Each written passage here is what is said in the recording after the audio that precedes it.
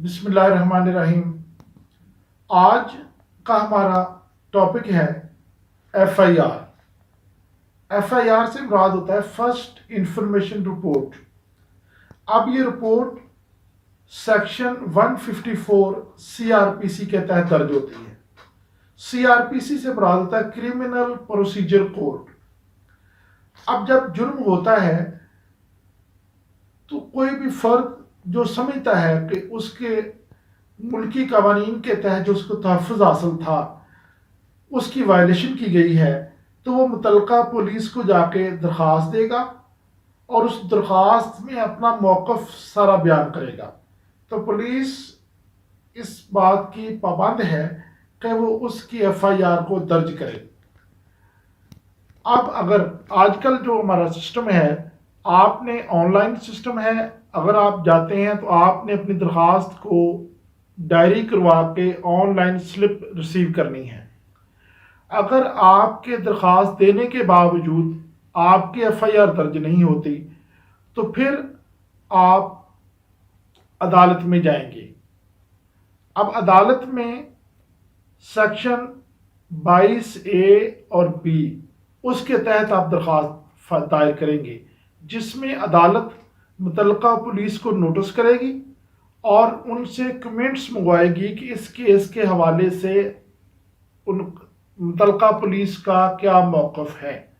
और अगर अदालत आपकी बात से मुतमिन हो तो फिर अदालत मुतलका पुलिस को रिटन ऑर्डर देती है कि सेक्शन 154 के तहत स्टेटमेंट को रिकॉर्ड किया जाए। अब 154 की स्टेटमेंट का मतलब एफआईआर का अंदराज होता है, या दूसरी सूरत में अगर अदालत समझे कि मामला मज़ीद तहकीक तलब है तो फिर अदालत उसी केस में ये भी ऑर्डर कर देती है कि मुतलका police according to the law इस मामले को डील करे। तो आपने अगर कभी आपको ज़रूरत पड़ जाती है तो आपने एफआईआर के लिए जो भी दरख्वास्त देनी है उसमें अपना मौक़िफ़ मुकम्मल तौर पर बयान करें और उसमें उन वजूहात का भी आपने ज़िक्र करना है जिन वजह से वो मामला वक़ूअ पज़ीर हुआ। क्योंकि सबसे बुनियादी बात वजह अनाद होती है कि जब कोई जुर्म होता है तो कोई ना कोई वजह होती है, आपने उसका खुसूसी तौर पे तज़किरा करना है और एफआईआर में मुबालगा राय से या बिला वजह के किसी को गलत तौर पे उस एफआईआर में आप शामिल ना करें, जिसके नतीजे में आपका मौक़िफ़ कमज़ोर हो जाएगा और बजाय आपको इंसाफ मिलने के आपका वक्त भी ज़ाया होगा और आप जिस मकसद के लिए अदालत में या किसी और फोरम पे गए वो भी आपको हासिल नहीं होगा। मैं आपको इसीलिए आप एक वीडियो पे इसी वीडियो में एफआईआर का एक स्पेसिमेन भी आपको अभी स्क्रीन पे मैं दिखाता हूँ, जिसमें आपको उसके मुतलका कॉलम और नज़र आएंगे कि एफआईआर में कौन कौन सी जो पोर्शन है, कौन कौन से पोर्शन हैं, ताकि कभी अगर आपको ज़रूरत पड़ती है तो आपके इल्म में हो कि एफआईआर क्या होती है, सेक्शन कहाँ लिखे होते हैं, उसकी तारीख या एफआईआर का नंबर कहाँ लिखा होता है। तो अब हम चलते हैं कंप्यूटर की स्क्रीन पर। जी, ये एफआईआर का नंबर है। जब भी आप एफआईआर देखेंगे तो यहाँ पे उसका नंबर लिखा होगा। ये एफआईआर नंबर के साथ ई टैग नंबर है, यानी जब आप एप्लीकेशन देते हैं तो उसका जो डायरी नंबर होता है उसको ई टैग कहते हैं। अब ये जिसने एप्लीकेशन देंगे जब, तो यहाँ पे जो एप्लीकेशन देता है, जो दरख्वास्त देता है, जो एफआईआर दर्ज करवाता है, उसका नाम, एड्रेस और मोबाइल नंबर यहाँ पर दर्ज होता है। मुस्तगीस से मुराद होता है कंप्लेनेंट, दरख्वास्त देने वाला।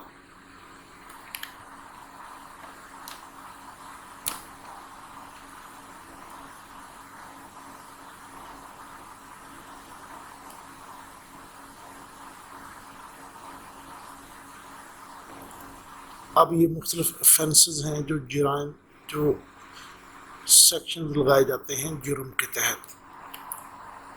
اب یہاں دیکھیں 452 ہے، یعنی زبردستی کسی کی ذاتی پرائیویٹ رہائش گاہ میں اس کی مرضی کے برعکس زور زبردستی سے داخل ہو جانا.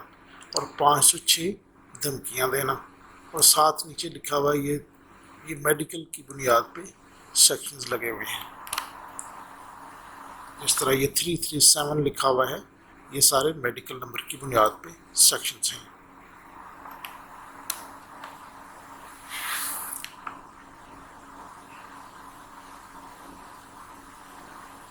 اب یہاں دیکھیں لکھا ہوا ہے دروازہ توڑ کر داخل ہو گئے، یعنی زبردستی داخل ہو گئے، تو اس وجہ سے 452 لگی ہے. پی پی سی سے مراد ہے پاکستان پینل کوڈ، یعنی تعزیرات پاکستان.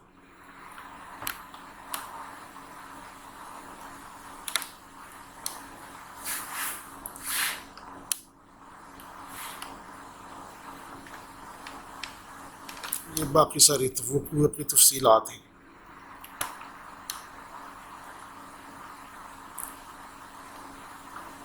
یہاں پہ یہ دیکھیں اس طرح 506 لکھا ہوا ہے، 452 لکھا ہوا ہے.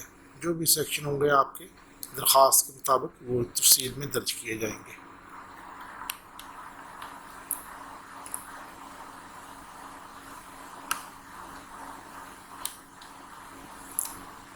اسی طرح سے اب آپ دیکھیں جو میڈیکل ہوا ہے اس کا یہاں نمبر ہے.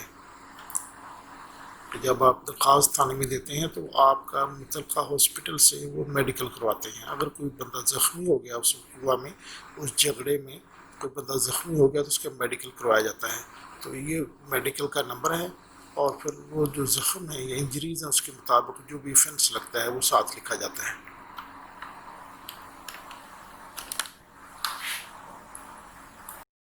جی آپ نے دیکھا کہ ایف آئی آر کا آپ کو جو میں نے آپ کو دکھایا اسکرین پہ، تو اس میں ایف آئی آر کا ایک نمبر تھا، تاریخ تھی، اور باقاعدہ لکھا ہوا تھا کہ یہ جو جرم ہے وہ کس وقت ہوا.